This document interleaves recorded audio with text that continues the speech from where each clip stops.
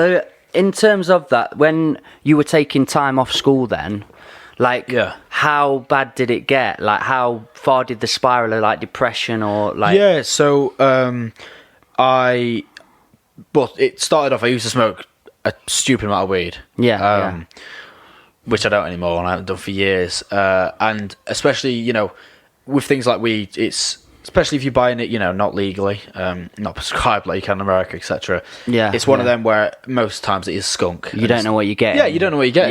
Yeah. And I smoked it for probably a couple of years when I was about 15, 16, so my brain wasn't fully developed yet, which is definitely dangerous to someone.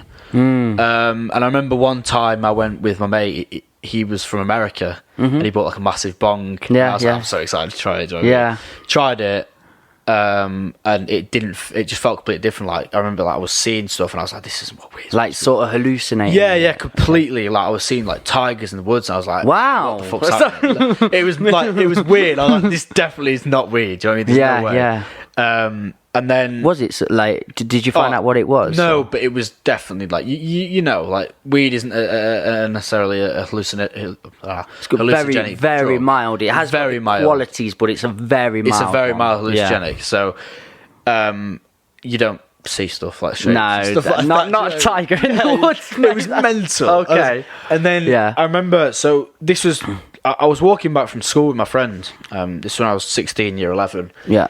And I remember I just sort of stopped and my sort of body just went, like, it was really weird. It was like my body just went somewhere else for like a minute. I came back and I was like, I wasn't even high. Yeah. And then I got really sort of nervous, ran home, and I was like, what the fuck's going on?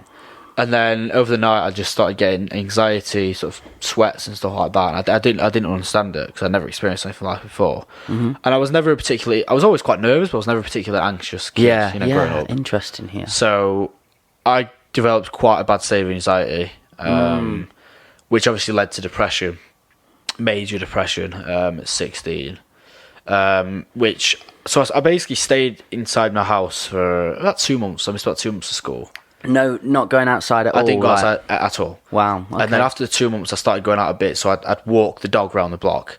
And that was a massitive thing for me. That was like an accomplishment. Wow, yeah. Which is mental because I'd never experienced it like before. And I remember the first time I went to Tesco, I thought, like, I'm really proud of myself. Wow. Which is bizarre because it was like every time I'd go outside, I'd just instant panic attack. And before that, you were just going out all the time, smoking weed, drinking, being with people. Wow. Okay. Meeting people. Yeah. Wow. So it was completely different. And then sort of one experience was, I said to my mum, I want to go back to school. Because people at school were saying stuff. I just wanted to go back to school and show my face.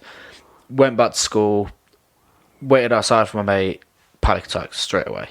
Okay, and what happened in the panic attack? Yeah, I mean, it was weird because it was like I'd look at the floor, it was moving, my heart was going, I was sweating, I was panicking. We should have spoke to each other way more. Yeah, through the same life together, man. Yeah, tell me. It was just a shit time. And then I remember I went straight home and first thing I said to my mum was I'm home was I want to die. Yeah. It was horrible. I just sort of